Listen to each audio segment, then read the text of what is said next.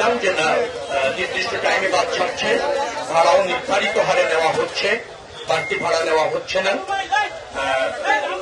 Schedule maintain করে বাসগুলি যাচ্ছে এবং আগামীতেও যাবে।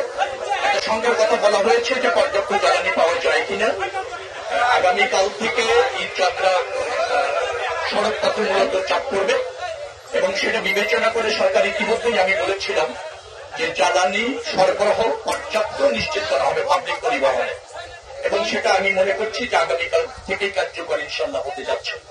এবং সেটাকে কেন্দ্র করে যাতে কোনো বিশৃঙ্খলা না হয়, ভাড়া বাড়ানো না হয়, অগ্রিম টিকিট যাতে ফেরত দেওয়া না হয়, সে ব্যাপারে আমাদের নির্দেশনা ছিল। আমি যতটুকু সর্বশেষ জেনেছি সেটা কার্যকর হচ্ছে এবং কার্যকর আছে। ভাড়া এখনো পর্যন্ত বাড়েনি, বাড়ার সুযোগও নেই। আবার অগ্রিম টিকিট ফেরত দেওয়ার একটা চেষ্টা ইতিমধ্যে হয়েছিল, জ্বালানির সংকটকে কেন্দ্র করে সেটা আমরা বলে দেওয়ার পর অগ্রিম টিকিট আর ফেরত দেওয়া হয়নি, অগ্রিম টিকিট বহাল আছে। অর্থাৎ সড়ক ব্যবস্থাপনার জন্য পর্যাপ্ত প্রস্তুতি নেওয়া হয়েছে। যদি আপনি জানতে চান সেগুলি বলা যাবে। আমাদের যতটুকু সামর্থ্য আছে, বিশেষ করে সংস্কার করে চলাচল উপযোগী রাখার, যে সমস্ত জায়গায় নির্মাণ কাজ চলছিল সেই নির্মাণ সামগ্রীগুলি সরিয়ে ফেলা, অন্তত 2-3টি লেন যাতে কার্যকর থেকে 4টি লেন যেখানে আছে কার্যকর থাকে ব্যবস্থা ইতিমধ্যে আমরা নিয়েছি। পাম্প আছে মহাসড়কে, সেই সমস্ত পাম্প আগামী ঈদের আগে 7 দিন, ঈদের পরে 5 দিন 24 ঘন্টা খোলা থাকবে, সেটা আমরা নিশ্চিত করেছি। আমরা ইসের জায়গায় যে সমস্ত 260টি স্পটকে আমরা চিহ্নিত করেছি যেখানে যানজট হওয়ার সম্ভাবনা থাকে এবং অতীতে হয়েছে, সেটাকে চিহ্নিত করে হাইওয়ে পুলিশ, বিআরটিএ, আমাদের পরিবহন সেক্টরের সাথে যারা জড়িত, স্থানীয় পুলিশ, জেলা প্রশাসক, পুলিশ সুপার, তাদের সমন্বয়ে ওই 260টি স্পটে যাতে কোনো যানজটের তৈরি না হয় তার পর্যাপ্ত ব্যবস্থা, নিয়ন্ত্রণ ইত্যাদি ব্যবস্থাপনাটা আমরা নিশ্চিত করেছি এবং সেখানে সার্বক্ষণিকভাবে কাজ চলছে।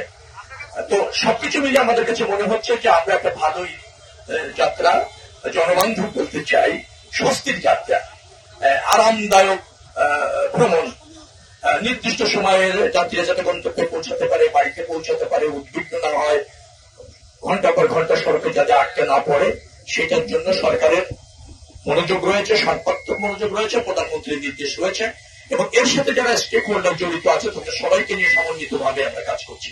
আশা করছি যে আমাদের সফল হওয়ার যে চেষ্টা আছে সেখানে কোনো ব্যত্যয় ঘটবে না। গরমে দাপাদাপি, ঘরের চালের স্থায়ী সমাধান আনোয়ার সিমেন্ট শীট।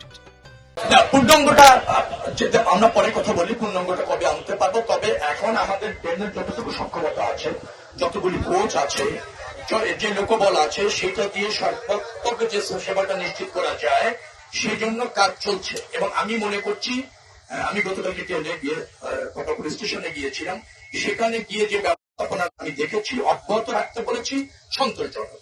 এবং সেখানে সাংবাদিকরাও ছিলেন, তারাও সন্তোষ প্রকাশ করেছেন, খুব বেশি ব্যত্যয় তারা দেখেননি। কিছু ডিজায়ার যাত্রীর আছে, ওটাকে আমরা আমলে নিয়েছি, রেসপেক্ট করি, তো সেগুলি পর্যায়ক্রমে প্রতিষ্ঠিত করবে। আশা করছি এটা আপনারা আজকে রাত্রে সুসংবাদ পাবেন। পাবলিক পরিবহন যেগুলি আছে দূরপাল্লার এবং পাবলিক পরিবহন, সেখানে ওই আর লিমিটেশন থাকছে না, পর্যাপ্ত তেল তারা পাবেন। যাত্রীদের উপর কোনো কিছু আপাতত বর্তাচ্ছে না। আমরা এটাকে আরো একটু বিচার বিশ্লেষণ করে কিভাবে অ্যাকোমোডেট এবং অ্যাডজাস্ট করা যায় সেটা বলবো। তবে যাত্রীদের উপর এই ঈদ উপলক্ষে ভাড়া বাড়া অথবা অতিরিক্ত কোনো কিছু চাপিয়ে দেওয়ার কোনো সুযোগ কারো থাকছে না। আমরা এটা কঠোরভাবে মনিটরিং করছি।